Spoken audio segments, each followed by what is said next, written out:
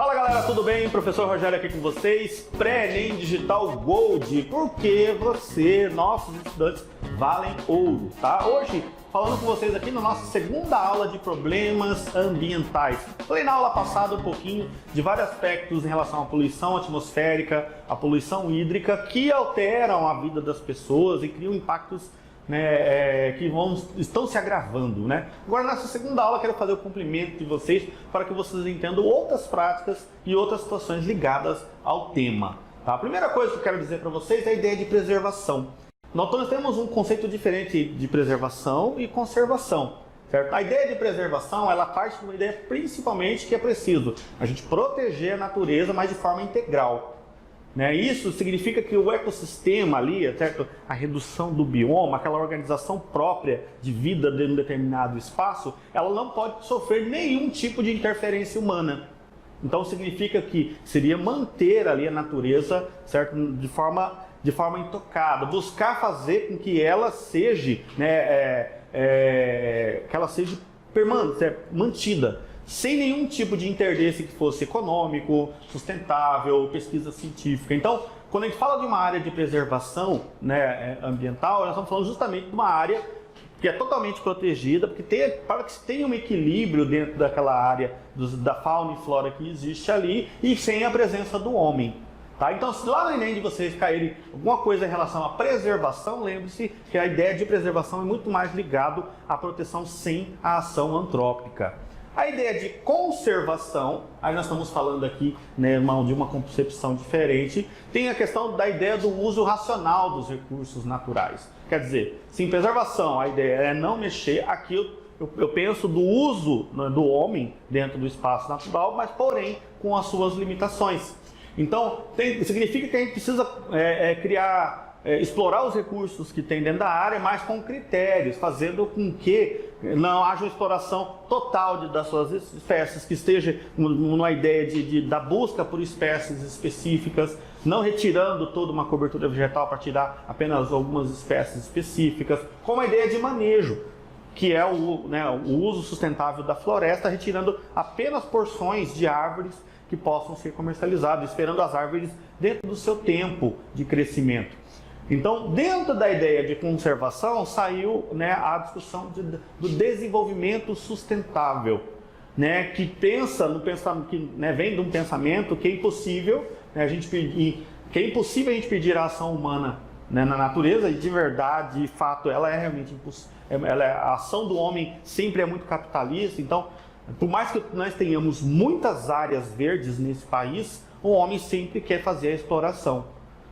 Vídeo o caso da Amazônia, aqui no Mato Grosso, com as terras se transformaram, certo? Em quase 100 anos, as terras se transformaram de mata nativa para espaços de pecuária, certo? Espaços de agricultura ou exploração de madeiras. Então, impedir que o homem explore se torna muito impossível nesse momento atual de capitalismo que vivemos. Porém, podemos fazer com que essa exploração busque um chamado desenvolvimento sustentável, busque uma forma de fazer a exploração sem agredir toda a natureza, certo? Mas aí dentro da ideia de desenvolvimento sustentável, você tem todas políticas e práticas, certo? Que busca controlar, orientar o uso desses recursos, certo? Buscando ali fazer com que esses recursos não tenham grandes impactos ambientais produzidos pelo ser humano na sua exploração.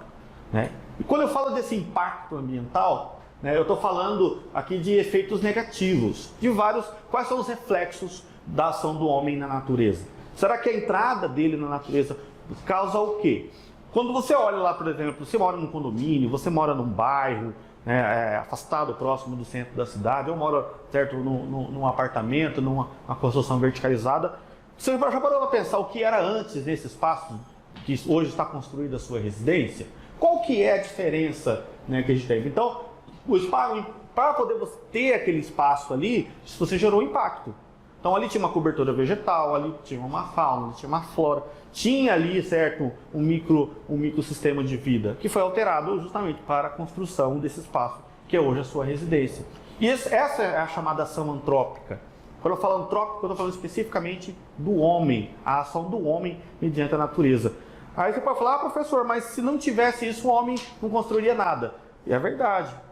O homem sempre buscou, a partir do momento que ele deixou de ser nômade, a se estabelecer, a explorar a natureza e conseguir conviver com a natureza em torno dele. Ao mesmo tempo que isso, lá no período da antiguidade, era desenvolvimento sustentável, hoje cada vez mais, né, o homem agride e explora sem pensar nos impactos que isso possa produzir. Então, o impacto ambiental é tudo que é ligado à ação do homem com efeito negativo que traz alteração física, química, biológica desse meio ambiente. Eu vou dar alguns exemplos para vocês de impactos que o homem faz dentro da natureza, né? Como as queimadas. Nunca o Brasil sofreu tanto nos últimos 10 anos para cá com os impactos das queimadas dentro da vivência. Isso aqui, né, tem vários aspectos. Eu tenho queimadas que são justamente para que eu limpe uma área, né, de árvores menores e mantenha apenas árvores grandes para depois fazer o processo lá da retirada dela. Eu posso fazer principalmente na pecuária. Então, tem uma parte cultural da pecuária que fala da queima, certo, da braquiária, da juquira, das graminhas, né, durante o período de seca. Então, uma parte cultural que diz que queimando essa pastagem, nas primeiras chuvas, esse pasto nasceria de uma forma melhor. Porém, o impacto ambiental disso é muito grande. Não só toda a poluição atmosférica que você encontra ali do mês de agosto para frente, você encontra esse impacto também no solo. Porque uma vez que o solo é queimado, a perca de nutrientes que ele tem é cada vez menor. Então, há uma continuidade da prática de queimada de pastagens, a um determinado período, né, um conjunto de tempo, esse solo já não tem mais os mesmos nutrientes para a produção de grama como era anteriormente. Fora o impacto que a gente tem em cima de fauna, de flora, certo, do ar e tudo aquilo que a gente vê, né, e viu de forma muito real nesse período agora desse ano. E fiquem atentos, né, que pode ser, como título de sugestão, que queimada seja aí um objeto de redação do Enem. Né, porque o Brasil inteiro sofreu em relação às queimadas. E aqui no estado de Mato Grosso isso foi muito mais evidente com a queimada do Pantanal, certo? Que é um lugar ali, né, de muita facilidade de queima, justamente porque tem cobertura vegetal, né, em abundância. Tá? Então, um dos impactos da queimada sempre é, né, o impacto atmosférico, né, com a poluição atmosférica, o impacto na fauna e da flora de uma determinada região. Derramamento de petróleo. Né? Ano passado nós tivemos um suposto navio que passou pela costa brasileira, teve um problema técnico e derramou bem para frente da plataforma continental, que já estava quase em alto mar, né, e derramou um quantitativo enorme de petróleo dentro do oceano, e as correntes marítimas trouxeram para cá. Vocês vão lembrar que vários estados do Nordeste, né, e lá já quase da região Sudeste, começaram a aparecer manchas de petróleo. Então, volta e meia, nós temos aqui, certo, navios petroleiros que acabam sofrendo acidente, derramando. Você tem rompimento de tubulações, né, os oleodutos, que acabam levando o petróleo para a atmosfera, para dentro da água, da hidrosfera. Então, o impacto é muito negativo. Por mais que petróleo, né, ele pode ser encontrado em superfície ou no fundo do mar, né, quando ele entra em contato com a água, ele não é da água, né, ele está lá no fundo, numa rocha perfurada no oceano. Então, ele não é um elemento próprio da água, então você tem uma poluição muito grande quando o petróleo é derramado. Já tivemos muitos outros impactos, né, como o Exxon Valdez na década de 90, que derramou um super petroleiro que afundou e derramou toda a sua carga, certo, no oceano, causando impactos em várias partes.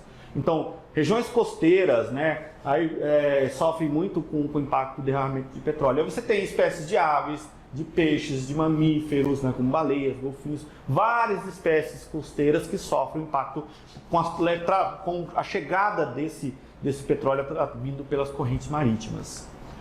Outro impacto muito forte, né, ambiental é o crescimento urbano. Então, o crescimento das cidades ele precisa ser repensado dentro do plano diretor e ele precisa ter toda uma estrutura de entendimento de qual o lado certo da cidade crescer. Então não podemos, toda cidade tem um plano diretor, acho que uma cidade acima, certo, de 20 mil habitantes já tem seu plano diretor construído, que mostra qual que é a possibilidade de expansão. Mas em cidades com crescimento espontâneo, isso não ocorre. A cidade cresce de forma desordenada, ocupando áreas, né, certo, de córregos, áreas de nascentes, áreas de afluentes de rios, enfim. crescendo sem controle, você não tem como mediar o impacto que o ambiente vai sofrer disso aí. Então, hoje, o crescimento urbano, né, você pega aí verticalização, urbanização, todo o contexto da vinda do homem para a cidade, e isso ocorre da década de 70 para cá, que o homem vem cada vez, começa a mecanização no campo, a migração começa a vir, chamado êxodo rural, começa a vir para dentro das cidades, e aí as cidades começam a crescer. Então, isso impacta com a poluição do ar, né, tanto a concentração de indústrias próximo dos núcleos urbanos, né, o número maior de automóveis, né, as construções que criam em si para retira a cobertura vegetal original. Então, tem todo um impacto maior. E outra, né, os recursos hídricos, né, como eu falei na aula passada, também criam impactos. Então, você pega aqui canalização, certo, de córregos, né, e afluentes, poluição dos rios, dos mananciais, dos lençóis freáticos, porque fossas, né, sépticas dentro de casa, ela pode contaminar, ela precisa de ter um espaço de 100 metros entre uma outra para não contaminar lençóis freáticos. Então, gente, a vinda do homem para a cidade, o crescimento urbano desordenado, ele traz impactos ambientais muito agressivos, fazendo com que a vida na cidade seja cada vez mais difícil, né? E aí nós temos alguns impactos ambientais que são diretos ou indiretos.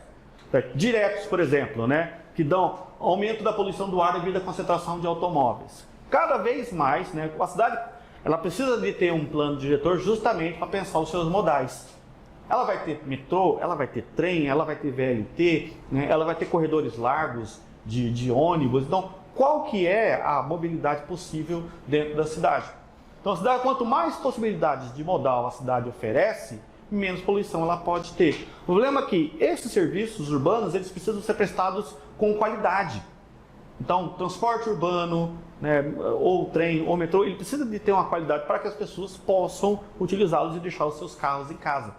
Então, pensa só, um metrô ou um trem pode ter a possibilidade de carregar aí, certo, num conjunto de composições, né, dela em torno de 400, 300 pessoas. Pensa quantos carros seriam retirados das ruas e quanto mínimo, né, de impacto deveria se eu pudesse tirar esse quantitativo de carros das ruas. Diminuiria o número de ônibus. Então, todo modal, gente, ele serve justamente, né, para dinamizar o fluxo de pessoas dentro das cidades, mas também, né, para a gente ver isso revertido como política de impacto ambiental. Então, hoje, cada vez mais as pessoas estão com seus carros, né, estão com as suas motos, né, e isso vai criando cada vez mais poluição de monóxido e dióxido de carbono na atmosfera. Então, eu vejo constantemente pessoas que vêm para o trabalho sozinhas, dentro do seu carro. E aí o outro indivíduo também do lado com o seu carro sozinho. Então, essa prática vai fazer com que cada vez mais, né, pessoas poluam o meio ambiente. Impactos indiretos, esses aqui são ocasionados justamente por situações que a poluição atmosférica pode trazer. Aqui está um exemplo aqui de uma folha de chuva ácida. A chuva ácida é quando um conjunto de reações químicas acontece na atmosfera, aliado ao impacto quantitativo que tem, né, de água, e aí a chuva desce com vários reagentes, ocasionando todo um estrago, né? Então, a chuva ácida, por exemplo, ela é resultado da poluição atmosférica que está no ar, certo? Aquilo lá está suspenso, é formado, certo? As massas de ar se movimentam, é formado as gotículas de ar. Quando a água desce, ela recebe essa massa de poluição e ela acaba criando ambientes, né, químicos que possam gerar impactos. Né? E isso, né, a chuva ácida pode trazer impacto à vegetação, pode trazer impacto em determinados casos mais graves, como já ocorreu na Europa e na Ásia, de folhagens inteiras de árvores acabarem sendo destruídas. Mas aqui no Brasil a gente já vê impactos como, certo, chuva que cai no carro já estraga a pintura de casas, né, que deterioriza mais rápido, e impacto nas plantas em geral. Né?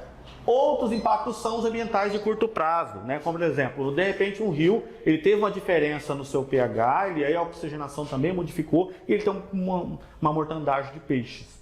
Isso pode ocasionar justamente por o jogar de um resíduo direto dentro do rio, ou até mesmo por um desequilíbrio de temperatura, né, a temperatura modificando. O peixe necessita do oxigênio na água. A água ficando sem oxigênio, a mortandade é enorme. Então, um dos impactos ambientais curtos que a gente consegue ver, como exemplo é a mortandade de peixes, que volta e meia na televisão você está vendo um ou outro lugar que teve esse acontecimento.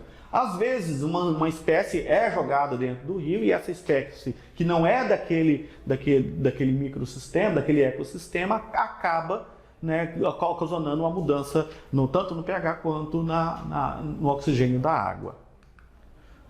Impactos ambientais de médio a longo prazo são os impactos ligados à erosão. Processos erosivos, gente, sempre ocorreram. A água onde passa, ela sempre transporta sedimentos. Só que quando você faz a retirada da cobertura vegetal de um espaço, a água não tem mais, o solo não tem mais a sua proteção. Então, dependendo do substrato rochoso, eu tenho uma aula gravada sobre erosão, procure lá no nosso canal. Tá? Você observa que, não tendo aqui nenhuma cobertura vegetal que faça com que a água, né, seja recebida, não vá diretamente ao solo, certo? Você tem ali, quando você não tem, a água vai buscando cursos e caminhos. Então você vê aí hoje, certo? Vossorocas, você vê ravinas e sulcos, né? Começa com sulco, que é um risco menor, né? Passa com a ravina e vem o início de uma vossoroca, que está entre uma ravina e uma vossoroca. Olha o impacto que a água faz disso aqui. Então, aqui numa área que foi construída a pastagem, então esse espaço aqui ficou sem cobertura e a água leva. Então, cada vez mais, esses processos erosivos vão ser visualizados dentro do nosso planeta. Pode ser um impacto temporário, né, que ele é causado justamente por um lixo, por um entulho, certo? Por uma produção de uma fumaça de uma determinada parte que queimou, certo? São temporários porque acontece de forma esporádica. Nós tínhamos, com exemplo de impactos temporários, aquele costume, que era cultural, de às vezes as pessoas juntavam seus lixinhos e colocavam fogo dentro da sua casa. Isso, com as políticas de educação ambiental nas escolas, tem mudado a consciência e essa geração, né, de novos adultos, né, que passaram por esse processo de educação ambiental dentro das escolas, hoje já vê a prática como errada. Tá? Então, mudou, toda uma conscientização de educação ambiental, né? Mas é um exemplo de prática de impacto ambiental temporário. E nós temos impactos permanentes, né? Aquele que o homem alterou a natureza de uma forma muito impactante e não se transforma mais. Como é o impacto para a construção, certo, de uma hidrelétrica. Você faz toda a retirada de uma cobertura vegetal, você faz toda a retirada de animais e de pessoas, inclusive, que viviam nesses espaços, para a criação de um grande lago de água.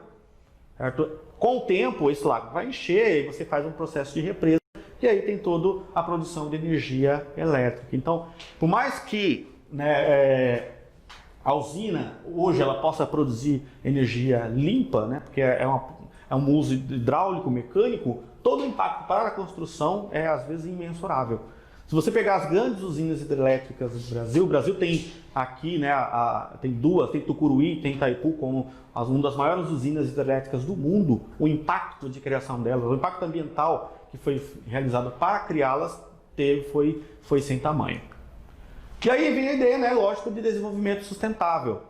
Tá? Quando a gente fala de desenvolvimento, nós estamos pensando em progresso tecnológico. E a tecnologia, né, ela vem sempre para melhorar a vida do homem ou melhorar os seus processos produtivos, né? Só que quando isso pensa-se dentro do ambiente, né, da questão do ambiente natural, você tem que buscar uma prática no qual, né, a tecnologia adentre dentro do meio ambiente, mas com impactos mínimos. Então vem a ideia de sustentabilidade, certo? No qual você visa, né, tratar a natureza, né, com exploração, mas também com um conceito de cuidado, um conceito de manter essa natureza, certo, dentro dos limites possíveis. Então, a gente pode dizer que o desenvolvimento sustentável, né, é uma garantia de desenvolvimento de toda essa biosfera, certo, com base no manejo desses recursos naturais. Então, quando vocês escutarem essa ideia de desenvolvimento, não significa exploração sem mediação. Significa que eu tenho que ter uma exploração de recursos, certo? De forma inteligente, buscando o mínimo de impacto possível dentro da natureza para que as gerações futuras possam usufruir dessa natureza. Tá? E aí eu tenho também as chamadas ações sustentáveis, como as de reflorestamento com floresta nativa, com planta nativa da região. Porque você vê políticas de reflorestamento ligadas principalmente à exploração. Então, às vezes, houve toda uma retirada de cobertura vegetal original e depois vem eucalipto e teca. né, para esses espaços. Não, isso não é uma ação sustentável. Ela é mais econômica do que sustentável, nesse sentido. Então, quando eu faço o processo de reflorestamento, eu estou pensando justamente qual que é ali a recuperação da parte nativa desse espaço. Como a Mata Atlântica é a mais impactada, né, dos nossos biomas dentro do país, então, para mim poder recuperar porções de Mata Atlântica, eu tenho que buscar na mata sementes e produção de espécies que sejam originais desse bioma. Reciclagem, né, que volta à ideia de reutilização e redução, certo? Reutilização justamente ao ponto de fornecer uma nova função àquilo que já foi usado, e redução, que é você pensar qual seria o possível de redução daquilo que você produz de lixo dentro da sua casa. Vai tomar um refrigerante com 1 ou 2 canudinhos?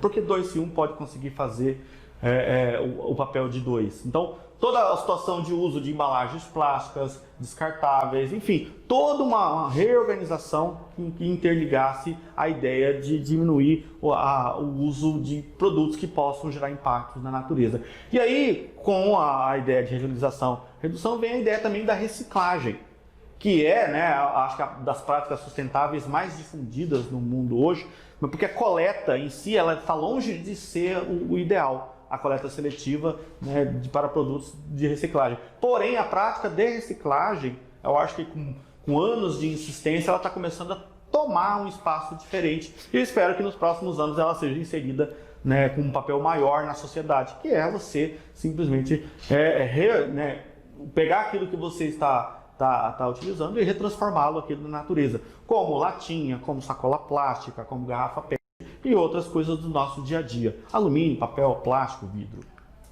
Vamos aos exercícios. No presente, observa-se crescente atenção nos efeitos da atividade humana em diferentes áreas sobre o meio ambiente, sendo constantes nos fóruns internacionais e nas instâncias nacionais a referência à sustentabilidade como princípio orientador das ações propostas que deles emanam. A sustentabilidade explica-se pela... Então, qual que das respostas explica melhor a palavra sustentabilidade? A incapacidade de se manter uma atividade econômica ao longo do tempo sem causar danos ao meio ambiente. B. Incompatibilidade entre o crescimento econômico acelerado e a preservação de recursos naturais e de fontes não renováveis de energia. C. A interação de todas as dimensões do bem-estar humano com crescimento econômico sem a preocupação com a conservação dos recursos naturais que estiveram presente desde a antiguidade. D. A proteção da biodiversidade em face das ameaças de destruição que sofrem florestas tropicais devido ao avanço da atividade como mineração, monocultura e o tráfico de madeira e espécies selvagens. E necessidade de satisfazer-se às demandas atuais colocadas pelo desenvolvimento sem comprometer a capacidade das gerações futuras, né, atender às suas próprias necessidades dos campos econômicos, social e ambiental. Então, sustentabilidade pode ser explicado por qual dessas questões?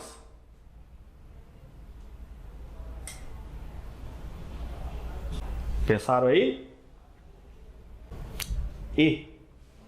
Tá? Necessidade de satisfazer as demandas atuais colocadas pelo desenvolvimento sem comprometer as capacidades futuras de atenderem suas próprias necessidades nos campos econômicos, social e ambiental. Certo? Você ter posturas e organizações sustentáveis significa você conseguir, né, usar da natureza e manter essa natureza ainda em pé para que os próximos possam ainda usufruir, as próximas gerações possam usufruir daquilo que é natural.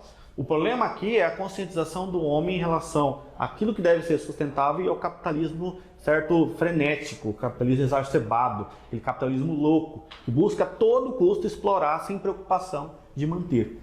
Então nós temos aqui, né, duas situações muito claras. Ou o homem, através da sua ganância de ganhar dinheiro, vai acabar com toda a natureza, ou a gente tem uma consciência que a gente pode sustentavelmente manter, certo, essa natureza para as próximas gerações. Bom, 2. A atividade industrial é um ramo da economia que envolve a produção de resíduos, os quais, na maioria dos casos, são nocivos ao meio ambiente e também ao ser humano. Um exemplo são as indústrias que devem queimar combustíveis como gás e óleo. Independentemente do estado físico do resíduo produzido, a atividade industrial tem contribuído para poluir de forma intensa e preocupante quais ambientes? Apenas a água, apenas o solo, apenas o ar atmosférico, a água, o solo ou o ar atmosférico. Então, em relação à produção de resíduos ambientais, né, qual que é o maior, onde está o maior impacto?